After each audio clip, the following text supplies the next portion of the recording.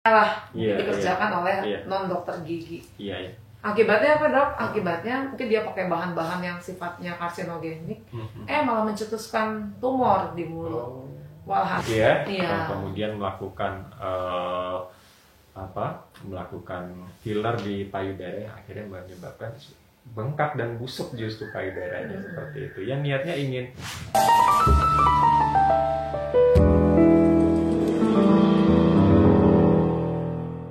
Halo, saya Dr. Viana, saya dokter anestesi. Kami dari The Primes, bersama saya kali ini ada saya dokter Prima, saya dokter kandungan. Kami semua dari Primes. Oke dok, ini kali ini kita ketemu ini mau ngobrolin tentang isu yang akhir-akhir ini mulai marak ya. Apa itu dok? Isu mengenai dokter palsu. Oh iya, dokter dan palsu. juga malpraktek ya yang marak berkembang gitu ya. Iya, oke. Nah, dokter Prima nih gimana pendapatnya tentang dokter palsu? Ya kalau ya memang sih ya akhir-akhir ini kan sering muncul di berita ya di media massa atau itu medsos adanya istilah dokter palsu ya. Jadi yang sebenarnya bukan dokter ya, tapi dia mengaku-ngaku sebagai dokter yang sebenarnya orang yang tidak berkompeten ya. Kemudian dia melakukan praktik kedokteran ya, yang akhirnya nanti membahayakan pasiennya ya. Dan sudah muncul di berita yang menimpa seorang artis atau selebgram ya, yang istilahnya niatnya untuk mempercantik diri ya, malah muncul resiko ya, efek samping dari tindakan medis yang tidak dilakukan oleh orang yang berkompeten gitu kan. Ya sebenarnya fenomena dokter gadungan itu sudah lama sih ada ya. Memang yang perlu dikhawatirkan, yang perlu diwaspadai itu sebenarnya untuk masyarakat itu pinter-pinter lah, dia bisa melacak ya apakah ini dokter ini dokter bener apa enggak kan. Jadi bisa kok kita itu melihat apakah dokter ini dokter beneran atau bukan ya. Jadi sekarang kan era digital ya, jadi kita bisa melihat kita bisa nyari info info. Jadi jadi kalau untuk melihat dokter apakah ini dokter yang memiliki STR atau surat tanda registrasi ya, apakah tidak. Jadi dokter itu apakah kalau dia itu berpraktek atau istilahnya memenuhi kompetensi ya, dia akan dibekali yang namanya STR, surat tanda registrasi. Nah, itu bisa dicek tuh di situsnya KKI, Konsul Kedokteran Indonesia. Nanti silahkan buka aja kki.co.id ya, kemudian nanti masukkan aja. Tapi begini juga dok masalahnya kan, di masyarakat ini kadang mereka itu contoh deh ya, mungkin itu kalau masalah kecantikan ya, mereka tuh belum tahu gitu loh batasannya. Sebenarnya kompetensi itu bisa dilakukan oleh seorang dokter kah? Atau mungkin bisa dilakukan oleh ahli kecantikan, atau misalnya kayak gigi aja, gigi palsu ya. Itu sebenarnya kan kalau yang seharusnya itu di kompetensinya dokter gigi ya. Oh iya benar. Nah, tapi kan kebanyakan di masyarakat tuh berpikir orang biasa juga atau ahli gigi tuh juga sama lah kemampuannya gitu. Nah, itu gimana tuh dok kalau menurut pendapat dokter Prima? Ya sebenarnya kalau kayak gitu sih memang kalau yang sesuai ke ahlinya ya, kompetensinya. Mungkin kalau misalnya untuk perawatan gigi, kemudian semacam kayak masang kawat namanya kawat gigi behel ya, itu memang dengan dokter gigi ya, maupun itu istilah dokter gigi yang mengikuti kursus atau ke ortodontis ya. Nah, jadi istilahnya mereka yang memang kompeten ya. Jadi pemasangan kawat gigi itu pun tidak sembarangan, sepengetahuan saya loh ya. Kalau misalnya salah pun bisa akan menyebabkan gangguan ya, bukannya makin baik makin berantakan ya, justru makin bisa malah menyebabkan gangguan bisa itu namanya kematian ya, kematian gigi, nekrosis ya, nekrosis di gigi gitu kan. Nah, itu sih ya, kalau menurut saya sih memang kalau tindakan medis itu ya sesuai kompetensinya ya. Jadi selain dokter itu juga dokter beneran ya, kan ada tuh yang kalau yang tadi kan dokter gadungan, dokter pun ya dia harus bisa melakukan sesuai dengan kompetensinya. Kalau misalnya tidak berkompeten ya jangan Jadi kan di apa namanya setiap dokter itu yang seperti tadi dokter Prima bilang ya, udah ada kompetensinya. Jadi walaupun dia sesama dokter gigi contoh, kalau memang kompetensinya memang belum bisa, mungkin untuk pasang behel kasus-kasus biasa, mungkin itu bisa ya, udah jadi kompetensinya dokter gigi umum. Tapi kalau misalnya udah ada gangguan istilahnya mungkin maloklusi atau giginya mungkin ada impaksi itu segala macam, itu kan memang udah bidangnya dokter spesialisasi, ortodontis mungkin ya. Ya sama kalau misalnya untuk persalinan, ya kalau saya kan di bidang Objin ya, mungkin kalau persalinan biasa kan mungkin dokter umum, kemudian bidang ya bisa ya. Tapi kalau dengan keadaan khusus yang misalnya dengan penyulit ya sampai dengan operasi ya mungkin dengan dokter kandungan gitu kan ya. Jadi semua itu ada porsinya masing-masing seperti itu. Jadi sebenarnya ya dok, kalau dipikir-pikir lagi, ini kan kita mesti ini lah ya, kita mesti jelas juga info ke masyarakat, karena kan mereka nggak tahu nih ya. Kalau dokter pikir selain masyarakatnya yang cerdas juga mungkin apa perlu nggak misalnya dari pemerintah lebih banyak memberikan informasi gitu, menetapkan regulasi buat misalnya ahli kecantikan yang ingin jadi seperti dokter spesialis kulit atau mungkin mohon maaf tukang gigi pengen seperti dokter gigi gitu ya, itu gimana itu dok menurut dokter?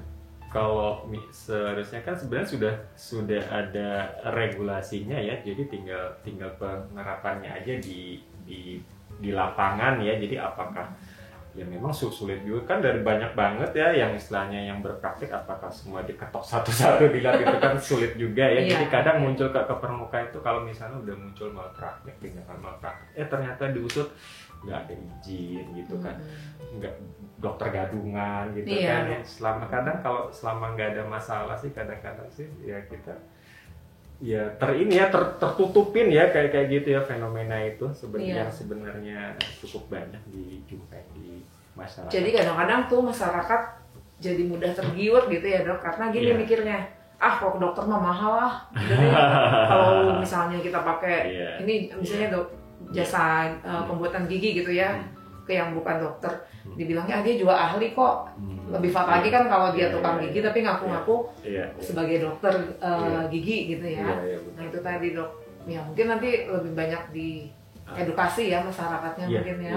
Jadi nggak lebih kayak kecantikan gitu, siapa yang cantik, ini ada dokter nih khusus di salon misalnya memberikan treatment ini, treatment itu yang kita nggak tahu gitu kan. Jadi kalau udah suatu tindakannya sifatnya operatif atau memerlukan tindakan yang memasukkan suatu zat atau bahan, mungkin lebih baik dipikir ulang deh ya, lebih baik ke ahlinya gitu ya. Jadi kalau misalnya untuk misalnya kayak kan itu ya untuk tindakan tertentu mungkin istilahnya butuh kayak sertifikat itu ya. Jadi gimana kalau misalnya sertifikat itu kayak perlu nggak sih pasien itu tahu ini ada sertifikatnya nih dipasang di klinik atau apa aja? Biasanya sih dok, kalau pengalaman saya ya dok, kalau ke dokter gigi itu biasanya ada. Kalau ke dokter gigi. Perlu itu tapi kalau seperti dokter Prima mungkin praktek enggak kali ya. Kita kan udah ini ya. Biasanya kan kalau dokter spesialis gitu ya yang berpraktek di rumah sakit, itu kan mereka berpraktek pasti juga ada persyaratannya itu, terdaftar di di kolegiumnya, terus juga untuk membuat surat izin praktek juga terdaftar di Departemen Kesehatan ya, bukan? Kalau di daerah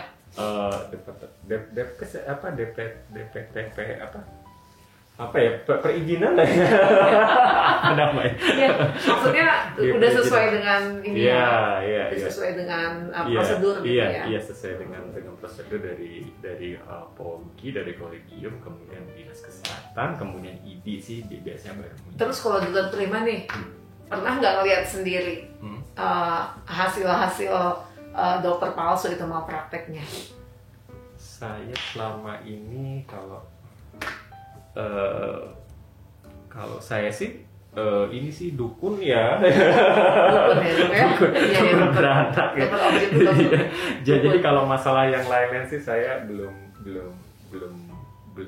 pernah ya, Iya. belum pernah, namun kalau dengar sih sering. Tetapi kalau misalnya tindakan pemberian layanan tindak persalinan yang salah yang dilakukan oleh bukan tenaga kesehatan ini sering ya, Banget ya, sering. Dok. Yang istilahnya apalah yang harusnya jadi berlarut-larut, kemudian telat penanganan, perdarahan ya, kemudian plasenta belum lahir ya, sesudah berhari-hari itu Atau belum mungkin lahir ini ya, Dok, perdarahan. posisi lintang dipijit gitu Oh ya. iya, Banyak posisi juga ya, posisi lintang dipijit, akhirnya plasenta atau areanya lepas ya, malah abrupsi atau solusi plasenta yang bayinya meninggal malah seperti itu. Kalau saya sendiri itu saya pernah ingat dulu ya, Dok, saya tuh pernah nanganin dapat konsul dari dokter bedah mulut atau bedah onkologi, saya lupa. Itu akibat gigi palsu yang dipasang nggak sesuai dengan apa ya, dengan teorinya lah, dikerjakan oleh non dokter gigi. Iya.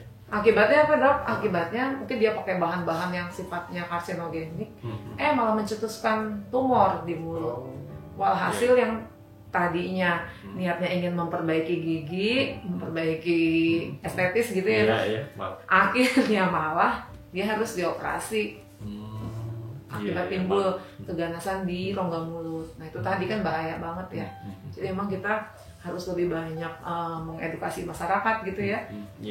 Kita mesti memberitahu bahwa apa yang dilakukan dokter itu sudah sesuai SOP, sesuai dengan teori. Jadi kadang bukan ingin cantik kita pergi ke klinik, kemudian saya nggak nyalahin klinik kecantikan ya, tapi maksudnya klinik kecantikan yang memberikan terapi yang sudah menyerupai yang dilakukan oleh dokter bedah plastik atau dokter kulit gitu. Iya, kayak yang itu tadi yang filler itu ya, payudara tadi itu yang tadi saya bilang diungkit di awal ya. Jadi bukan seorang dokter ya berani ya mengiklankan diri ya sebagai istilahnya dokter estetik ya, kemudian melakukan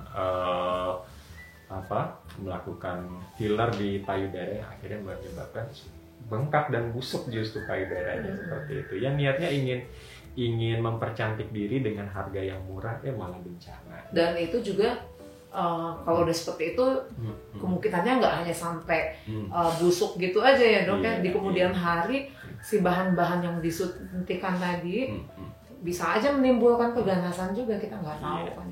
Nah itulah akibat salah kaprah ya. Yang mudah-mudahan deh nanti masyarakat tuh tahu gitu ya, kalau untuk hal-hal seperti itu kita harus bisa lebih bijaksana deh, apalagi untuk terapi-terapi yang jelas-jelas bisa membahayakan gitu ya, membahayakan kesehatan kalau dilakukan oleh orang yang tidak berkompeten di bidangnya gitu. Oke nih Dokter Prima, ngomong-ngomong mengenai dokter palsu tadi, itu Dokter Prima pernah nggak sih ngalamin sendiri di dunia nyata? Kalau dokter gadungan atau dokter palsu sih, jujur aja saya sampai saat ini sih belum pernah ya, belum pernah saya yang namanya melihat ya. Jadi saya sering melihatnya dia di TV ya, di TV dan medsos sesudah ada kasus ya. Jadi bahkan ada yang sampai bertahun-tahun praktek tidak ketahuan ya, akhirnya ketahuan ya. Itu sih saya lihatnya di TV ya, di TV, di medsos, di berita. Tapi kalau secara langsung sih saya tidak pernah. Kalau Dokter Piana sendiri bagaimana? Kalau saya ketemu orangnya langsung nggak pernah. Tapi kalau menangani pasien akibat malpraktek, ada beberapa, Dok. Saya pernah ngalamin tuh ya, yang ingin memperbesar payudara, pasang implan. Katanya sih sama dokter sama dokter gitu ya, tapi kita nggak tahu apakah dia itu dokter bedah plastik atau enggak. Ya itu tadi mungkin karena implannya nggak sesuai tuh, akhirnya malah menimbulkan infeksi di payudara. Terpaksa lah di debris demen dibersihkan berkali-kali. Terus ada lagi saya ketemu pasien dikonsulkan untuk operasi ya dok. Itu untuk memperbesar alat vital. Jadi yang laki-laki nih kebanyakan nih. Jadi dia pergi ke salon kecantikan, dia bilang disuntik sama minyak jarak atau apa gitu ya, semacam itulah. Sampai akhirnya lama-kelamaan membesar akhirnya infeksi. Itu ada selama saya berpraktek ini udah ada 5 kali lah kejadian kayak gitu. Jadi bahaya banget gitu ya dok ya. Besarnya karena bengkak, karena peradangan ya, bukan karena bengkak peradangan. Bengkak tapi tidak berfungsi. Gitu. Iya benar ya. Malah akhirnya setelah disuntik bukannya membesar sesuai yang dia inginkan, malah akhirnya infeksi. Sehingga akhirnya terpaksa diamputasi dok. Waduh, bener-bener deh. Kan, kasihan banget gitu ya, karena ketidaktahuan tadi. Jadi itu udah banyak dok yang seperti itu. Biasanya menimpa usia paruh baya kayaknya ya, bapak-bapak paruh baya tuh. Kadang-kadang kasihan sama pasien mau kita masa mau ketawa ya, kasihan banget. Nah itu tuh satu lagi. Terus pernah juga kejadian dok, pasang gigi palsu. Terus yang saya heran, gigi palsu biasanya kan lepasan ya dok. Kalau nggak lepasan ya mungkin dipasang oleh ahlinya tuh, ditanam dulu pakai sistem cekat atau apalah gitu. Tapi nggak yang ditempel. Si bahan penempel gigi ini ditempel ke langit-langit pasien. Jadi di apa istilahnya tuh, di orang awam bilang apa ya, dipantek gitu ya istilahnya. Di press ke langit-langit. Akhirnya apa? Mungkin karena bahan-bahan itu memang nggak layak untuk ditempelkan ke jaringan sehat gitu ya. Akhirnya itu merangsang timbulnya keganasan di rongga mulut. Kasihan banget kan akhirnya. Ya kita nggak tahu, mungkin prognosisnya atau gambaran kesehatannya ke depan ya mungkin jelek jadinya ya dok ya. Itulah akibat ketidaktahuan gitu. Terus kalau menurut dokter Viana ya, cara untuk masyarakat awam menghindari dokter-dokter palsu itu bagaimana gitu kan, supaya tidak kena tertipu dengan oleh dokter-dokter gadungan seperti itu. Kan kadang-kadang gitu ya, orang masyarakat awam nih seneng banget tuh yang apa nih yang lagi viral nih gitu ya. Pengobatan ini nih bagus nih, viral banget, dokternya bagus gini. Kita nggak menelusuri lebih jauh. Sebenarnya pada dasarnya kayak kita sebagai dokter aja ya dok, kita kan berpraktek itu pasti kita itu data kita atau misalnya ijazah kita itu kan semua terregistrasi ya di Konsili Kedokteran Indonesia. Benar. Dan itu data kita udah diinput, udah masuk semuanya. Jadi kalau untuk mengecek apakah itu dokter asli atau dokter gadungan, kita bisa cek di websitenya KKI ya, untuk mengetahui ini orang bener nggak nih, input aja namanya, terus gelarnya apa gitu kan. Nanti bisa kita cek ini bener nggak gitu. Dan satu lagi, kalau seperti kita dokter, kita praktek, kita pasti kan ada surat izin praktek ya dok, dan itu ada masanya, masa berlakunya. Itu biasanya dikeluarkan oleh dinas kesehatan setempat. Nah, seperti tempat-tempat praktek tadi, itu kira-kira ada nggak izin itu dari dinas kesehatan ya kan dok? Karena kita berpraktek bener saja, tapi tidak ada surat izin prakteknya, itu juga udah bisa dianggap malpraktek ya kan dok? Ya kan? Gimana menurut pendapat dokter Prima? Ya kalau jadi jadi harus masalah kayak perizinan itu memang harus benar-benar dipatuhin ya, termasuk sama dokter ya. Jadi selain dokter itu punya STR ya, dia juga harus mengurus yang namanya surat izin praktik ya. Jadi itu sangat vital ya, wajib. Jadi jangan sampai dokter itu berpraktek belum ada SIP walaupun punya STR ya. Nah, seperti itu. Karena kalau misalnya ada apa-apa nanti bisa malah ini ya, runyam ya. Jadi kalau misalnya ada apa-apa udah kenanya udah tindakan yang membahayakan pasien, kemudian izinnya ternyata juga tidak ada ya gitu. Dan satu lagi ya, kadang-kadang kan tindakan itu dilakukannya mungkin bukan di rumah sakit ya. Jadi mungkin berupa klinik kecantikan atau mungkin klinik gigi, tapi yang non dokter gigi gitu ya dok, itu kan juga harusnya kita mikir ya, maksudnya untuk melakukan tindakan seperti itu membahayakan atau tidak, masa dilakukannya di klinik ya. Kalau tiba-tiba terjadi sesuatu kan kita nggak tahu. Terus kadang-kadang mungkin di antara kita tuh tergoda dengan harga miring ya dok, atau promo gede-gedean lah gitu ya. Kok dibandingin kalau pergi ke dokter mungkin harganya lebih mahal gitu ya dok. Nanti dia bandingin, ini lebih murah, tertarik kesini gitu. Ya nggak, bukan seperti itu dok.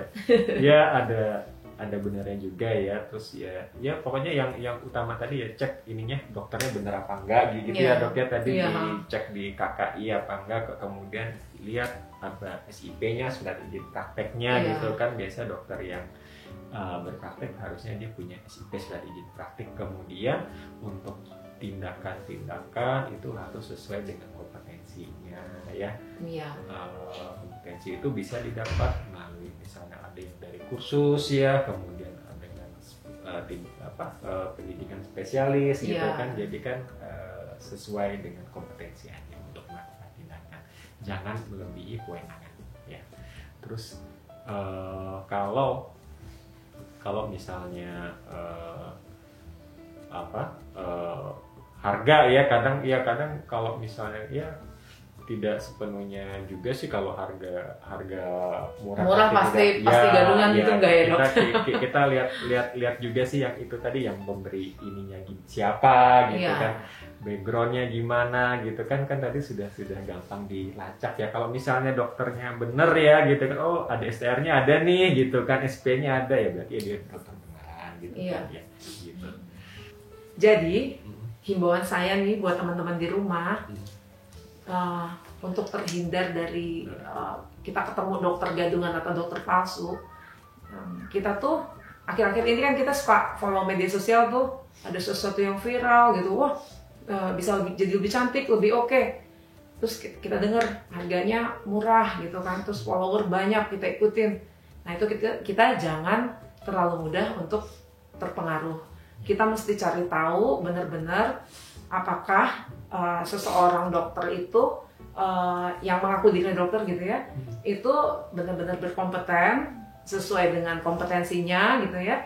Nah jadi kita tidak tertipu gitu dengan tindakannya, karena misalnya untuk kecantikan kita harus ditangani oleh dokter umum yang punya kompetensi memang di bidang kecantikan atau treatment wajah dan sebagainya, atau mungkin dokter kulit yang memang jelas-jelas kompetensinya di situ gitu ya, atau mungkin tadi untuk bedah plastik gitu ya, estetis misalnya kita mau ke tindakan operatif, ya udah pasti itu hanya bisa dilakukan oleh dokter bedah plastik.